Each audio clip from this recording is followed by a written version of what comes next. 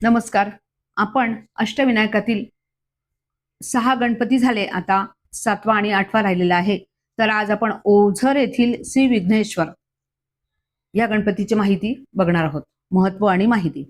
अष्टविनायकापैकी पुणे जिल्ह्याच्या जुन्नर तालुक्यातील आणखी एक स्थान म्हणजे ओझर येथील श्री विघ्नेश्वर हे होय. नारायणगाव हे जुन्नर तालुक्यातील एसटीचे पुणे नाशिक रस्त्यावरील एक प्रमुख केंद्र आहे.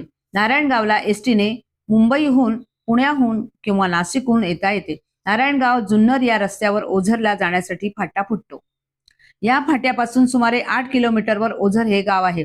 जुन्नर ओझर अशी व नारायणगाव ओझर अशी बस सर्व्हिस आहे. कुकडी नदीवर पूल झाल्यामुळे सर्व गाड्या मंदिरापर्यंत जातात.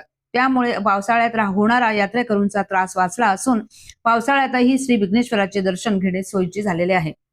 मंदिर आणि मूर्ती. विघ्नेश्वराचे देऊळ पूर्वाभिमुख आहे. ते बंदिस्त आहे. चारी बाजूंनी उत्तम स्थितीत असलेली दगडी तटबंदी आहे. पूर्वीच्या महाद्वारातून आत प्रवेश केला की 2 उंच दीपमाळा आहेत. त्यावर त्रिपुरी पौर्णिमेला दीपोत्सव करतात. मुख्य देवळाच्या प्रवेशद्वाराशी दोन्ही बाजूंना दगडात खोदलेले भालदार, चोपदार किंवा द्वारपाल आहेत. महाद्वाराच्या आत 2 बाजूंना 25-30 फूट लांबीच्या व 8 फूट रुंदीच्या ओहऱ्या आहेत. ओहऱ्यांना डौलदार दगडी कमानी आहेत. एका ओहरीच्या खाली तळघर असून त्यात श्री विघ्नेश्वराची पालखी, हंड्या, झुमरे वगैरे सामान ठेवलेले आहे. एका आत एक असे सभामंडप आहे. सभामंडपात एक असे आहे की सभामंडप आणि ओहऱ्या यांच्यामधून प्रदक्षिणा घालण्यासाठी 15 फुटी दगडी फरशी केलेला मार्ग आहे. सभामंडपाच्या प्रवेशद्वारापाशी एका दगडी आसनावर काळ्या गुळगुळीत पाषाणाची उंदराची मूर्ती आहे. ही मूर्ती जणू पळण्याच्या ऐन तयारीत आहे असे वाटते. पहिल्या व दुसऱ्या सभामंडपातून आत गेल्यावर आतल्या तिसऱ्या मंडपात विघ्नेश्वराची पूर्णाकृती बैठी मूर्ती डौलदार अशा कमानीमध्ये आहे. कमानीवर उत्तम रंगकाम केले आहे. ती पूर्वेकडे तोंड केलेली आहे. ती डाव्या सोंडेची आहे. दोन्ही डोळ्यात 2 माणके आणि कपाळावर हिरा असा थाट आहे. विघ्नेश्वराच्या सर्वांगाला शेंदूर लावलेला आहे. त्यात बेंबीतला खडा टाकून झाकून गेला आहे. विघ्नेश्वराच्या दोन्ही बाजूंना कमानीत रुद्धिसिद्धीच्या पितळी मूर्ती आहेत. गाभाऱ्यात चारी बाजूंना छोटे छोटे कोनाडे असून त्यात पंचायतनाच्या मूर्ती आहेत. आपण विघ्नेश्वराला नमस्कार करून प्रदक्षिणेच्या वाटेवरून देवाला प्रदक्षिणा घालूया.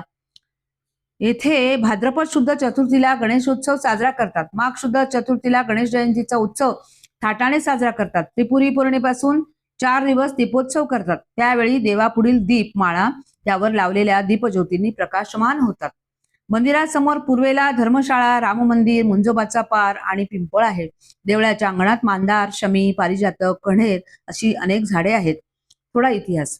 ओझरचे विघ्नेश्वर गणपतीचे स्थान पहिल्या बाजीरावाने चिंचवडचे गणपती उपासक देव यांच्या स्वाधीन केले आणि त्या स्थानाला जमिनी व गावे इनाम दिली. पहिले बाजीराव पेशवे यांचे बंधू चिमाजी अप्पा यांनी मोठ्या जिद्दीने वसई जिंकून पोर्तुगीजांचा पराभव केल्यानंतर ओझरच्या विघ्नेश्वर मंदिरावर सुवर्ण कळस बनवला. अलीकडे 1958 ते 1968 या काळामध्ये विघ्नेश्वर मंदिराचा जीर्णोद्धार करून ते आकर्षक करण्यात आले. आपण पुन्हा एक वार विघ्नेश्वराचे दर्शन घेऊन परतूया. या विघ्नेश्वराची प्राचीन कथा अशी आहे. ओझरच्या विघ्नेश्वराची कथा. पुरातन काळची ही कथा. हैमवती नावाची एक नगरी होती. तेथे अभिनंदन नावाचा राजा राज्य करीत होता. राजा मोठा महत्वाकांक्षी, सत्ता व संपत्ती यांचा लोभी होता.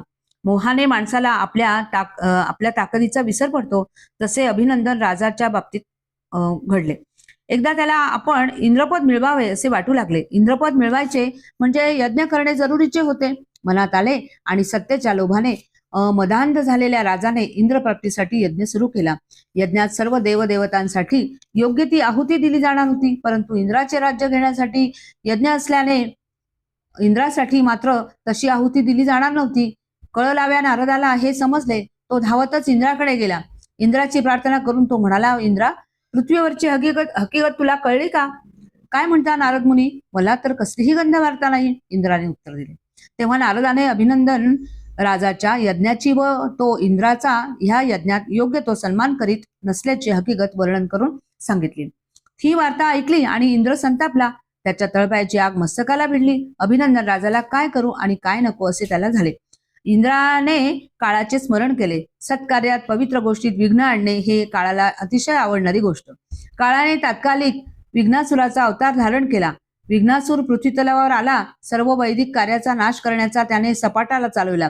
सर्व देव भयभीत झाले. तेव्हा सर्व देव गजाननाला शरण गेले. त्यावेळी गजाननाचे पाराशर ऋषींच्या आश्रमात वास्तव्य होते. गजाननाने देवांना अभय दिले आणि पार्श्वपुत्राचे रूप घेतले. आपला मुलगा प्रत्यक्ष गजानन आहे हे पार्श्वपुत्र व त्याची पत्नी दीपवत्सला यांना ठाऊक नव्हते. तेव्हा आपल्या मुलाला विघ्नासुराशी लढण्यास पाठवायला ते दोघे तयार नव्हते. शेवटी गजाननाने सगळी हकीकत सांगितली व तो पार्श्वपुत्र काळाचे रूप घेतलेल्या विघ्नासुराशी युद्ध करण्यास निघाला. गजानन व विघ्नासूर यांचे तंबळ युद्ध झाले.